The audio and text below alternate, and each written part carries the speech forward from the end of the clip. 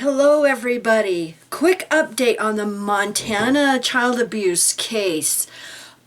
Trial was supposed to go for 4 days and it ended early.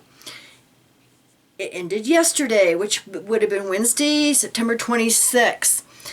And I just got off the phone with the district court county clerk, and the documents aren't quite all ready yet. They should be ready either tomorrow or Monday, so we're going to try to get those. But Watchtower lost another case. $35 million. It's not enough. It's not enough. I wish it would have been more. So shout out to the survivors and congratulations on your win. I wish you would have gotten more. Brick by brick. So I'm going to put a link down below to the Missoulian newspaper. Montana jury awards 2 women $35 million in sex abuse lawsuit against Jehovah's Witnesses. Now, I know some are having a hard time opening the article with their smartphones, so I'm just going to read it here real quick. A jury in northwestern Montana awarded 2 women $35 million Wednesday in their lawsuit against the local Jehovah's Witnesses congregation and its worldwide headquarters. And I just want to repeat that the elders knew about this back in 2004, I believe it was, and they did nothing. They didn't even warn the congregation, and he went on to abuse others. The decision came down after a 3-day trial. The Thompson Falls Congregation and Watchtower Bible Tract Society, the church's institutional center in New York and Pennsylvania, will pay $4 million in compensation and $31 million in punitive damages to 2 women who sued the church in 2016. The women said The women said Max Rise, a member of the Thompson Falls congregation, sexually assaulted, molested, and raped them over a 13-year period in the 1990s and 2000s. Both before he was severed from the congregation and after leadership reinstated him 14 months later.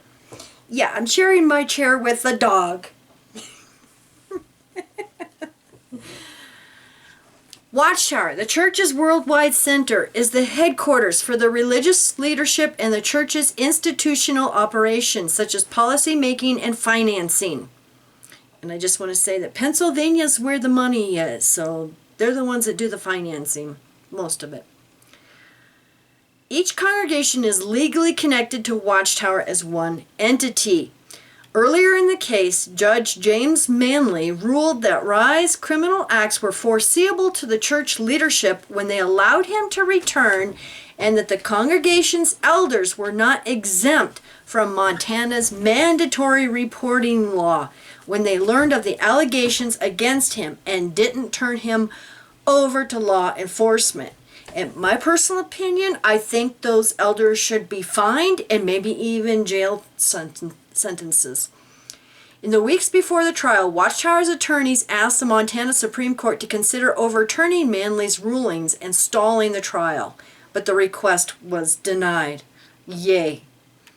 The judge is our hero.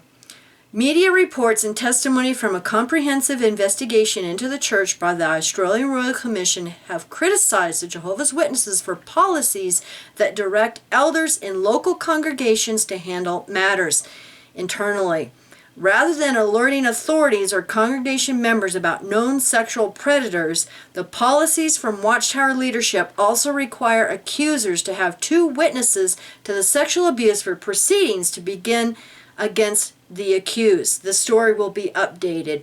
And I heard from our source, who was on the phone with the reporter of this article yesterday for almost an hour. And so we'll keep everybody updated on this, but I just wanted to let everybody know this is a great win for abuse survivors, and you guys are our heroes. And like I said, I'm going to put the link down below to this article. Also, I'm also going to put the link to Gary Barreau when he said we will never change the 2-witness rule, because I talked day before yesterday to a current Jehovah Witness, and her and her mom asked the elders in their congregation about, the child abuse policy and this two-witness rule, and Watchtower getting hammered by this. And they say Watchtower updated their policies, they contact the authorities, and they did away with the two-witness rule. No, we haven't heard anything. And that's why she was calling me, to ask me if we had heard of them changing this. And it's like, no, as a matter of fact, November of last year, Gary Barreau did a morning worship that they will never change the two-witness rule. So I also gave the link to that morning worship to our source in Montana, and she's going to pass it on to the reporter because he might be looking into, this child abuse policy that Watchtower has. So, Watchtower is slitting their own throat when they've got, Barreau here saying, we will never change the two-witness rule. And we know that came out right after the Australian Royal Commission's final findings that they were negligent in protecting children. So anyway, brick by brick, case by case, they're going down. And I just want to mention real quick, we are going to be doing a nails and coffin. I just have so many emails, we might have to break it up. But it's not too late if you want to be on the nail and coffin or know of any congregations dissolving or kingdom halls, closing up or up for sale.